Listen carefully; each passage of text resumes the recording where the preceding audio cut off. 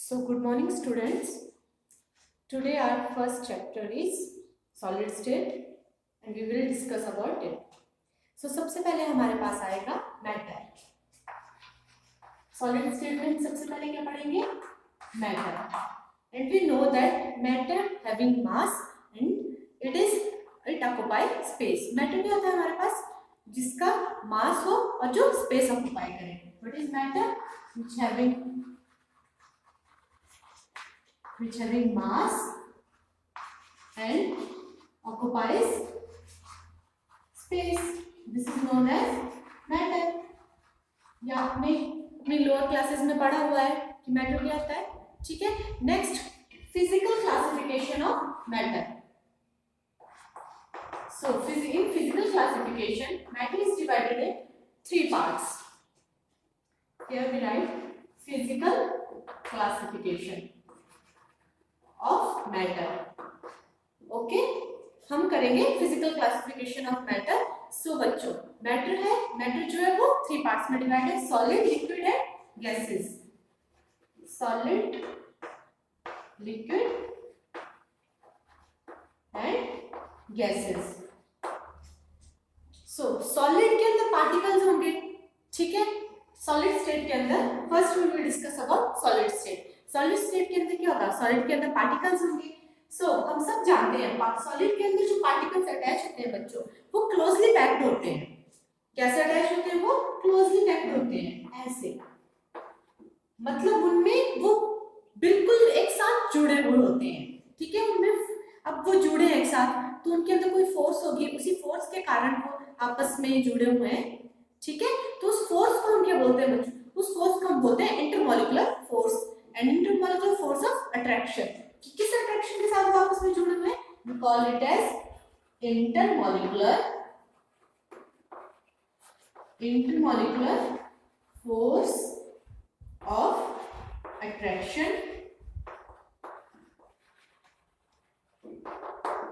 So solid, liquid, gas हमारे पास क्या है? फिजिकल क्लासिफिकेशंस में आते हैं. ये मैटर की फिजिकल क्लासिफिकेशन है, सॉलिड, लिक्विड और गैस. नेक्स्ट, अब ये सॉलिड, लिक्विड, गैस जो है, ठीक है, ये दो फैक्टर्स पे डिपेंड करते हैं. एक हमारे पास आ गया intermolecular force of attraction and second we have thermal energy. So intermolecular force of attraction का मतलब हुआ कितनी फोर्स के साथ मॉलिक्यूल्स, पार्टिकल्स आपस में अटैच्ड है. ठीक है. और थर्मल एनर्जी का मतलब हुआ मोशन, कितना फास्ट बॉडी मूव कर रही है. ओके. थर्मल एनर्जी से हम क्या पता, किस चीज का पता चलता है हमें? How fast movement of body. So इन दोनों फैक्टर्स को हम सॉलिड, लिक्विड और गैसेस में डिस्कस करेंगे. First we will take solids. Solid में हम देखेंगे इंटरमॉलिक्यूलर फोर्स ऑफ अट्रैक्शन कैसी होगी बच्चों. सॉलिड्स के केस में हाई होगी. क्यों? क्योंकि सॉलिड्स के जो पार्टिकल होते हैं वो आपस में क्लोजली अटैच्ड होते हैं, तो मतलब उनमें फोर्स ऑफ अट्रैक्शन भी हाई है, तभी वो क्लोजली पैक्ड है. सो हम बोलेंगे इन case of solids, intermolecular force of attraction is high and thermal energy से मतलब क्या होगा? मतलब थर्मल एनर्जी का मतलब क्या होगा बच्चों?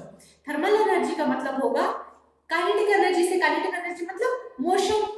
पार्टिकल कितने मोशन में? अब सॉलिड के पार्टिकल मूव करते हैं? नहीं, सॉलिड के पार्टिकल मूव नहीं करते हैं. सॉलिड के पार्टिकल अगर मूव करने लग गए, अब ये हमारा ब्लैक बोर्ड, ये भी एक सॉलिड है. अगर ये ब्लैक बोर्ड के पार्टिकल्स मूव करने लग गए तो ये ब्लैक बोर्ड तो यहाँ से बाहर पहुंच जाएगा चलता चलता.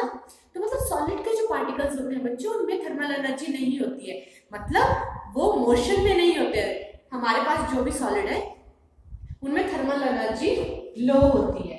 Every solids have thermal energy low and intermolecular force of attraction is high. ये हो गया solid. Next we will talk about liquids. अब लिक्विड में इंटरमॉलिक्यूलर फोर्स ऑफ अट्रैक्शन और थर्मल एनर्जी इंटरमीडिएट से होती है, मतलब मीडियम से होती है. ना ज्यादा इनमें इंटरमॉलिक्यूलर फोर्स ऑफ अट्रैक्शन होती है, ना इनमें थर्मल एनर्जी ज्यादा होती है. नॉर्मल से होती है, मीडियम से होती है. तो इसमें हमारे पास intermolecular force of attraction and thermal energy. In case of liquid, these are intermediate. ठीक है। Next we have gases. अब गैसेस में क्या होगा, इंटरमॉलिक्यूलर फोर्स ऑफ अट्रैक्शन बिल्कुल लो होगा। क्यों? क्योंकि गैसेस के जो मॉलिक्यूल्स होते हैं, गैसेस के जो पार्टिकल है बच्चों, वो एक साथ क्लोजली पैक होंगे तो तब तो वो एक साथ ही हो जाएंगे। उसके पार्टिकल्स होते हैं, जैसे हमने कोई भी परफ्यूम का बोतल लिया, ठीक है, जैसे हमने बोतल ओपन किया, उसका कैप को ओपन किया, तो वो सारे जो उसके पार्टिकल्स हैं परफ्यूम के पूरे रूम में फैल जाएंगे। मतलब उसके अंदर फोर्स ऑफ अट्रैक्शन बिल्कुल भी नहीं है। गैसेस के जो पार्टिकल्स हैं उनमें फोर्स ऑफ अट्रैक्शन नहीं है। अगर फोर्स होगी पार्टिकल्स के अंदर तब तो वो आपस में जुड़े हुए होंगे, जैसे सॉलिड में जुड़े हुए होते हैं। बट गैसेस के केस में क्या होता है, एक पार्टिकल यहाँ तक यहाँ तक यहाँ तक दूर दूर होते हैं, ठीक है। तो इस केस में, गैसेस के केस में हम क्या बोलेंगे, intermolecular force of attraction low होती है।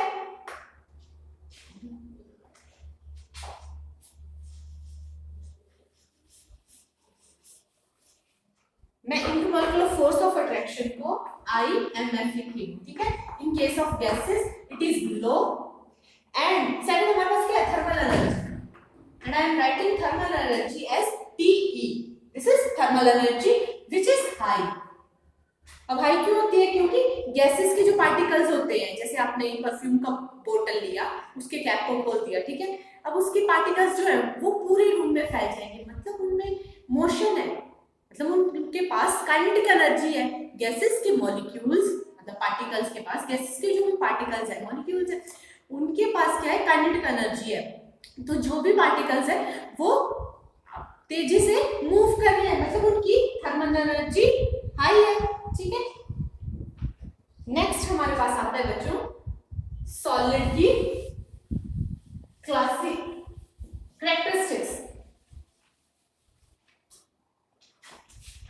Now we will discuss about general characteristics of solid.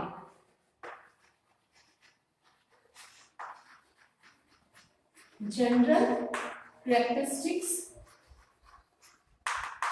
of solid.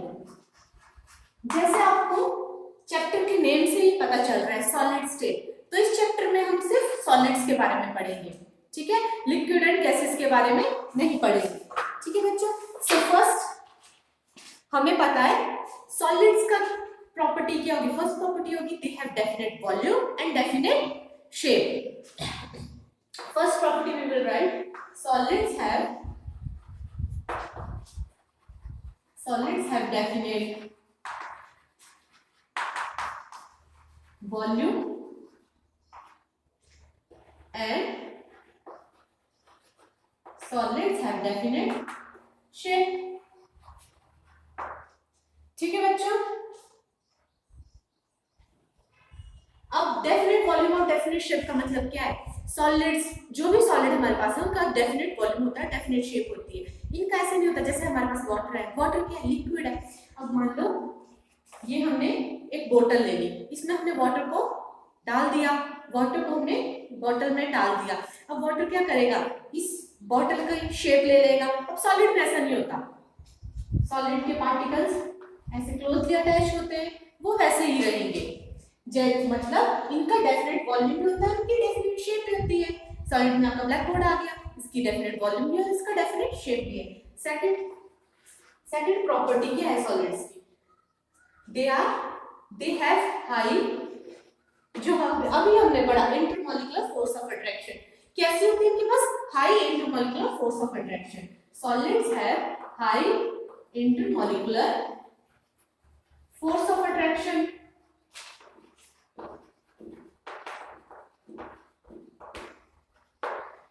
मतलब सॉलिड्स के जो पार्टिकल हैं वो आपस में कैसे अटैच्ड हैं, क्लोजली अटैच्ड है, और फोर्स ऑफ अट्रैक्शन उसमें बहुत ज्यादा है।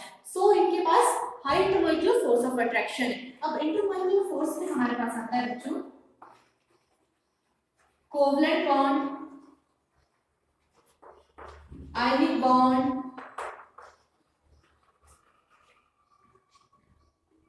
एक्सेट्रा, ठीक है। इन बॉन्ड्स के बारे में अभी हम नहीं पढ़ेंगे, ये हमारे नेक्स्ट चैप्टर्स में, उसमें हम इनको डिटेल में डिस्कस करेंगे। फिलहाल हम क्या कर रहे हैं, जनरल कैरेक्टरिस्टिक्स ऑफ सॉलिड्स, हमने 2 पॉइंट्स किए। नेक्स्ट वी हैव अब इनमें सेकंड पॉइंट हमने क्या किया है, फोर्स ऑफ अट्रैक्शन, मतलब उनके पास फोर्स ऑफ अट्रैक्शन हाई है तो वो हार्ड होंगे। जब उनके पास फोर्स इतनी ज्यादा है तो वो हार्ड होंगे। सो सॉलिड की थर्ड प्रॉपर्टी क्या आएगी? They are hard and brittle. ठीक है,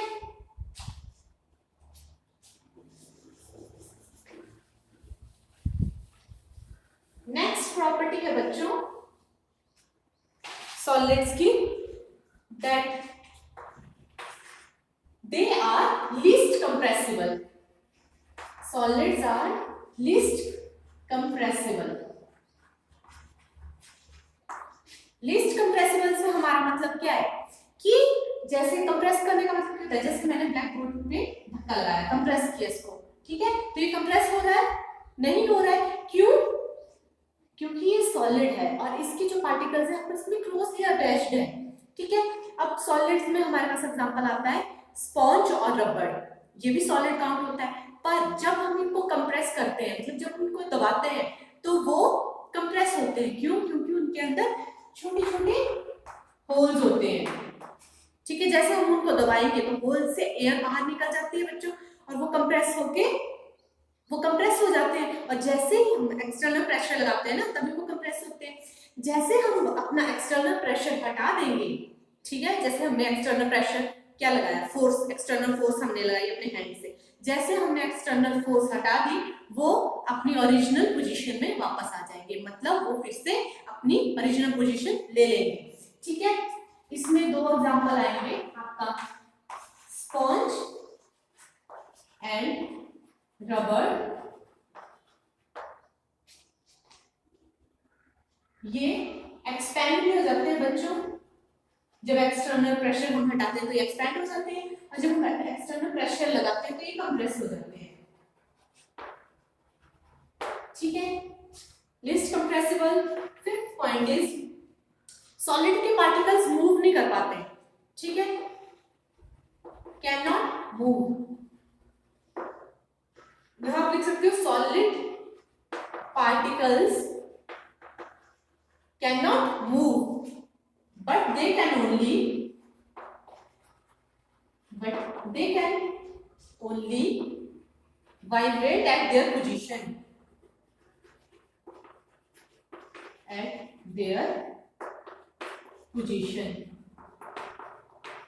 इसका मतलब क्या हुआ कि सॉलिड के पार्टिकल मूव नहीं कर सकते, पर वो अपनी पोजीशन पे क्या करेंगे, वाइब्रेट करेंगे, ऑस्किलेट करेंगे, हिलेंगे। फॉर एग्जांपल आप किसी बस में बैठे, ठीक है, अब आप सीट पे बैठे, आपके साथ में दो लोग और बैठे हुए हैं, ठीक है, अब पूरी सीट फुल हो चुकी है। अब क्या होगा बच्चों, अब आपके पास सीट पे और कोई जगह नहीं बची हुई है, तो अब आप क्या करोगे, अपनी सीट पे जैसे बस चल रही है हिलोगे, तो आप अपनी सीट पे हिलते हो, मतलब आप अपनी सीट पे ही वाइब्रेट हो रहे हो, मूव नहीं कर पा रहे हो आप उस सीट से। क्यों? क्योंकि यहाँ भी एक आदमी बैठा हुआ है, यहाँ भी साइड में एक आदमी बैठा हुआ है, तो आप अपनी सीट पे सिर्फ वाइब्रेट हो रहे हो, आप मूव नहीं कर पा रहे हो। वैसे सॉलिड्स के साथ होता है, क्योंकि सॉलिड्स के पार्टिकल इतने क्लोजली अटैच होते हैं, ये मूव नहीं कर सकते हैं, ये मूव नहीं कर पाते हैं ना, तो ये अपनी सीट पे, अपनी पोजीशन पे क्या होते हैं, वाइब्रेट होते हैं, ऑस्किलेट होते हैं। Okay, and last point is they don't have fluidity. They do not have fluidity. Fluidity का मतलब होता है they cannot flow.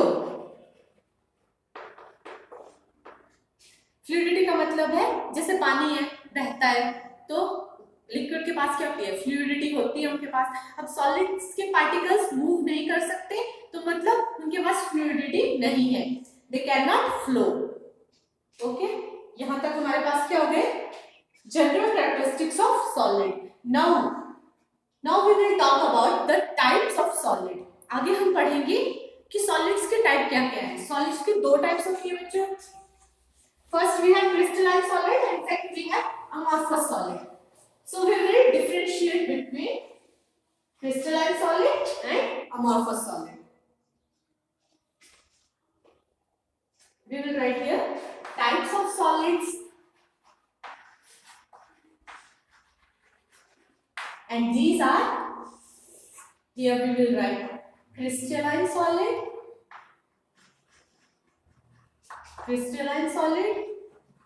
and amorphous solid. These are the types of solids.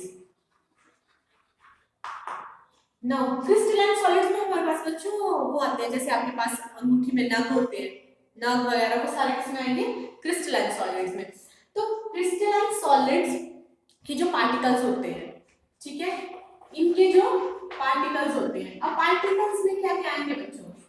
Particles किसके लिए? मैटर के, ठीक है। पार्टिकल्स में क्या क्या आएंगे हमारे पास? आयन, मॉलिक्यूल, एटम, कोई भी आयन, मॉलिक्यूल, एटम, ये सारे क्या है? पार्टिकल्स हैं। इनमें से कोई भी हो सकता है। और पार्टिकल्स किसके हैं? मैटर के। Particles of crystalline solid are regularly arranged in 3D arrangement. इसके जो पार्टिकल्स होते हैं बच्चों, they have regular 3D arrangement. इनके पास क्या होता है? इन पार्टिकल्स के पास क्या होता है? रेगुलर 3D अरेंजमेंट होता है। जबकि इन पार्टिकल्स के पास क्या होगा? Irregular, they have irregular 3D arrangement. और आप बोल सकते हो इनके पार्टिकल्स के अंदर जो होता है वो अरेंजमेंट रेगुलर नहीं होता है।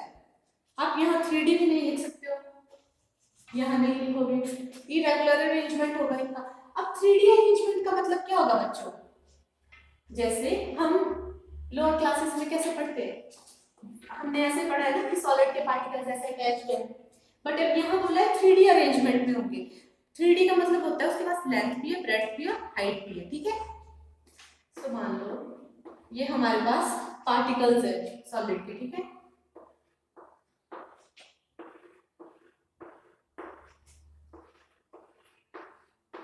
हमने इसको आपस में अटैच कर दिया, जोड़ दिया,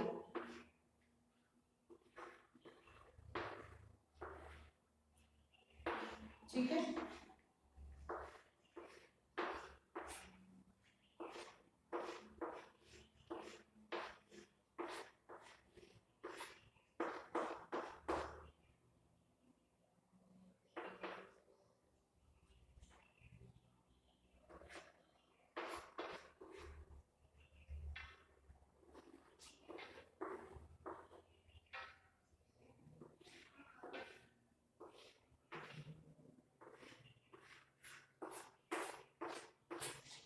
हमने क्या बनाया बच्चों? 3D arrangement of particles. ये हमारे पास क्या है? सॉलिड का पार्टिकल है, ठीक है। इस अब ये 3D अरेंजमेंट कैसे हुआ? देखो ये क्या है? इसकी लेंथ है, ठीक है। ये इसकी क्या हो गई? ब्रेड्थ हो गई, ठीक है। और ये इसकी क्या हो गई बच्चों? हाइट हो गई। ये इसकी हाइट हो गई, मतलब 3D अरेंजमेंट में है। और यहाँ पार्टिकल की अरेंजमेंट क्या होगी? इरेगुलर। पार्टिकल की कोई अरेंजमेंट नहीं है, वो इरेगुलरली अरेंज्ड है। ऐसे पार्टिकल्स इस वे में अरेंज होंगे, ठीक है, जबकि इसमें 3D अरेंजमेंट में अरेंज होंगे, ठीक है। So next, our next point is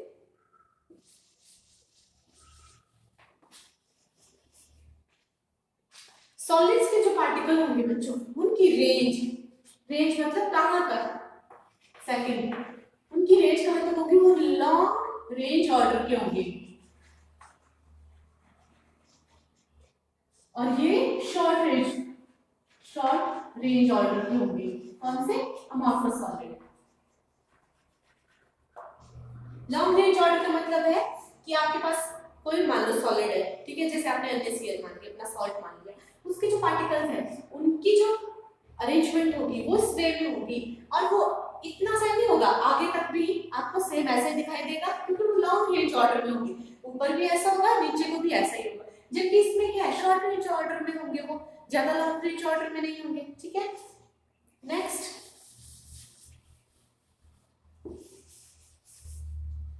next point है हमारे पास, when we cut it with knife.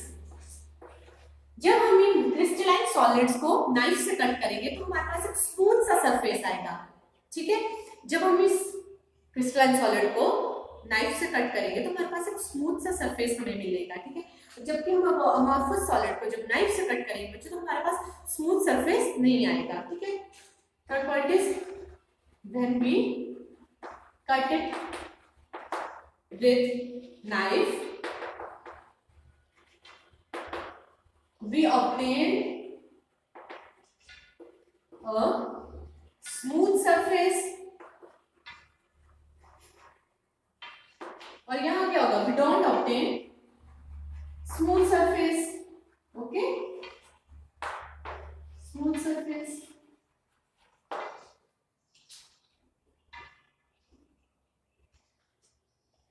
क्या होगा, when we cut with knife we obtain a smooth surface।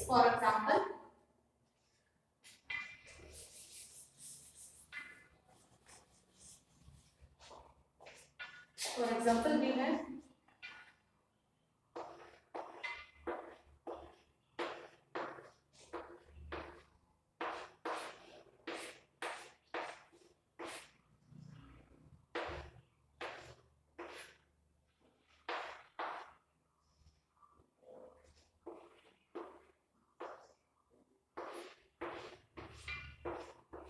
ये मान लो हमने सॉलिड का एक पार्टिकल बना दिया। अब हमने क्या किया, नाइफ की हेल्प से इसको कट कर दिया। मान लो हमने नाइफ से ऐसे को कट कर दिया, ठीक है। जैसे हमने इसको कट किया तो ऊपर वाला पोर्शन अब हमें नहीं दिखाई देगा, ठीक है।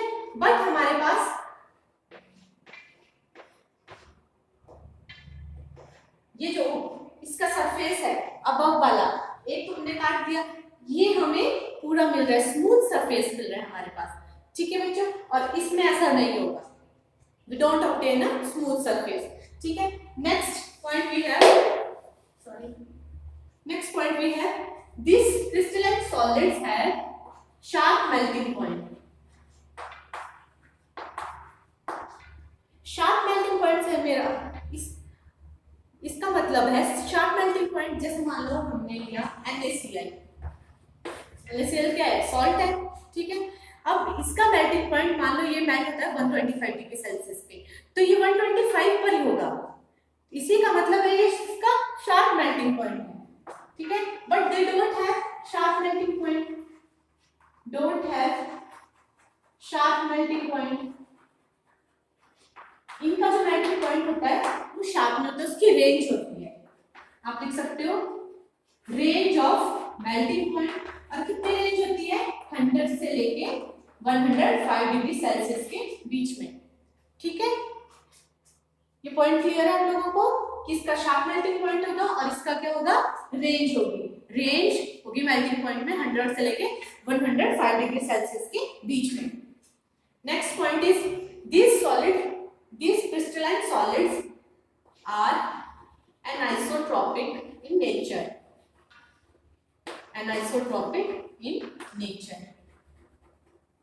but these amorphous solids are isotropic in nature, means anisotropic in nature का मतलब है हमारे पास जो भी फिजिकल प्रॉपर्टीज है,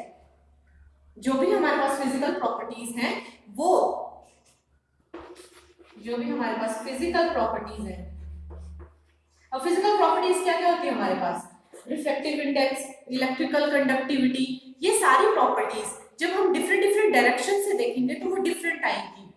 इस केस में अनिसोट्रॉपिक में क्या होगा बच्चों, जो फिजिकल प्रॉपर्टीज है हमारे पास, क्या है हमारे पास, इलेक्ट्रिकल कंडक्टिविटी, रिफ्रैक्टिव इंडेक्स, ये सारी इन सब की वैल्यूज डिफरेंट डायरेक्शन से जब हम देखेंगे तो वो डिफरेंट आएगी। जबकि इस केस में फिजिकल प्रॉपर्टीज जो भी हमारे पास होती है, जैसे मैंने आपको बताया electrical conductivity and refractive index, they have same value when we see it from different directions।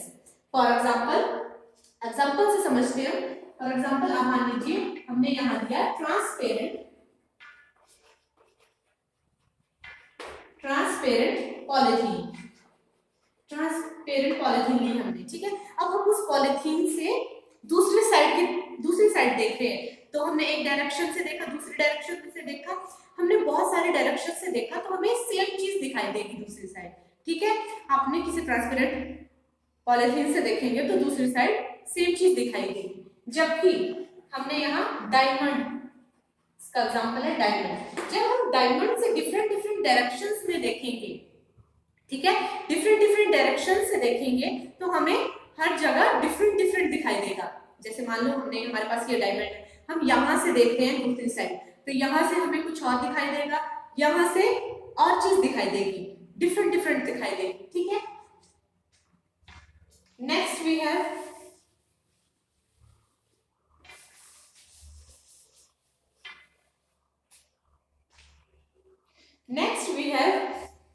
these crystalline solids have definite and characteristic heat of fusion। और इनके पास क्या होता है?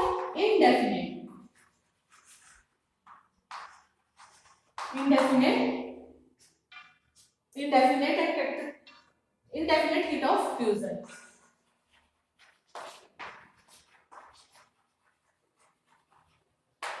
अब हीट ऑफ फ्यूजन से मतलब होता है सॉलिड को जब हम लिक्विड में कन्वर्ट करते हैं उसको हम क्या बोलते हैं? Heat of fusion. तो इनके पास क्या होता है? डेफिनेट होता है।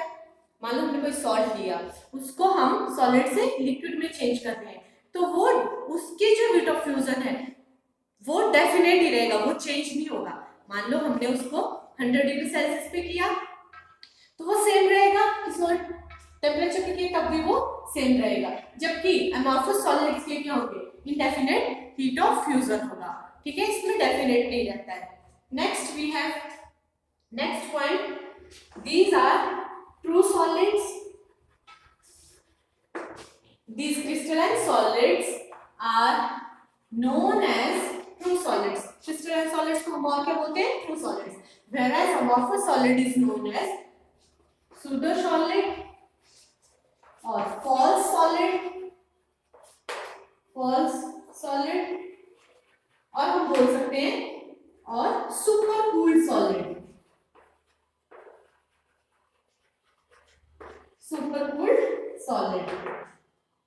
ठीक है, हम इसको क्या बोलेंगे? True solid and this are called as pseudo solid, false solid और सुपर कूल्ड सॉलिड। अब ये फॉल्स सॉलिड का मतलब क्या है? सॉलिड तो सॉलिड है, ये फॉल्स सॉलिड का मतलब क्या हुआ? फॉल्स सॉलिड का मतलब है जैसे हमारे पास फॉर एग्जांपल हमने ग्लास लिया, ठीक है, यहां से रख कर देते हैं, ठीक है। We are discussing about false solid.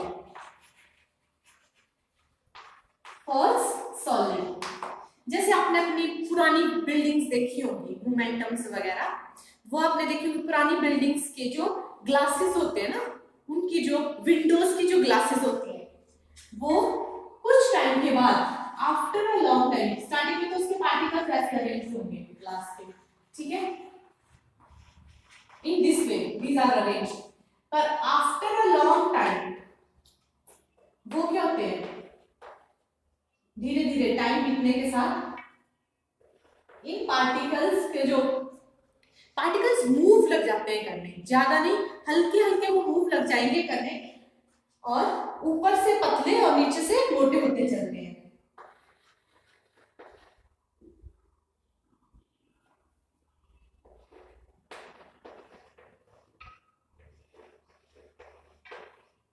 ऐसे इस वे में इधर पतले हो जाएंगे, ऊपर से जो इनका पार्टिकल्स है वो हल्के हल्के नीचे को फ्लो होने लगेंगे, जब तभी हम इनको क्या बोलते हैं? फॉल्स सॉलिड बोलते हैं। क्योंकि बच्चों हमने क्या बोला है? Solids can not move, solids के पार्टिकल मूव नहीं कर सकते। बट इस केस में क्या हो रहा है? आफ्टर अ लॉन्ग टाइम, पर तब भी पार्टिकल्स मूव तो कर रहे हैं, चाहे वो हल्का हल्का ही मूव कर रहे हैं, पर वो मूव कर रहे हैं, मतलब ये सॉलिड्स में नहीं आएगा। That's why we are calling it as false solid, okay, और we call it as supercooled solid। Next we have examples।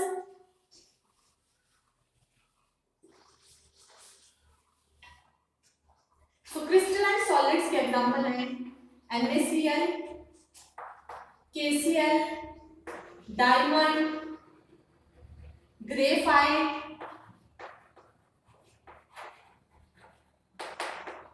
Okay. हमारे पास क्या क्या एग्जांपल आएंगे इसके? NaCl KCl, diamond, graphite, all ionic substances, all ionic substances, ionic substances में क्या आते हैं बच्चों? Cation, A9. हमारे पास कोई एटम है, कोई सॉल्ट है, एटम नहीं बोलेंगे हम, सॉल्ट बोलेंगे। उसके अंदर एक पॉजिटिवली चार्ज होगा, एक नेगेटिवली चार्ज होगा। पॉजिटिव के पास, पॉजिटिव वाले को हम बोलेंगे कैटाइन, नेगेटिव वाले को हम बोलेंगे एनाइन। सो आयनिक सब्सटेंसेस में क्या होगा? एक पॉजिटिव चार्ज होगा, एक नेगेटिव चार्ज होगा, ठीक है। ये सारे भी इसमें आएंगे, इसमें क्रिस्टलाइन सॉलिड में आएंगे, और मेटल्स भी क्रिस्टलाइन सॉलिड्स में आएंगे, ठीक है। नेक्स्ट हमारे पास है अमोर्फस सॉलिड्स की एग्जांपल, जैसे हमारा हो गया powder, talcum powder, we have glass,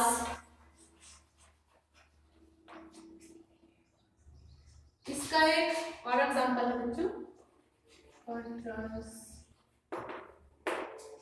okay, plastic, chalk, these are the example of amorphous solid. So आज बच्चों हम इतना ही करेंगे, नेक्स्ट क्लास में हम नेक्स्ट टॉपिक डिस्कस करेंगे। Okay, bye students.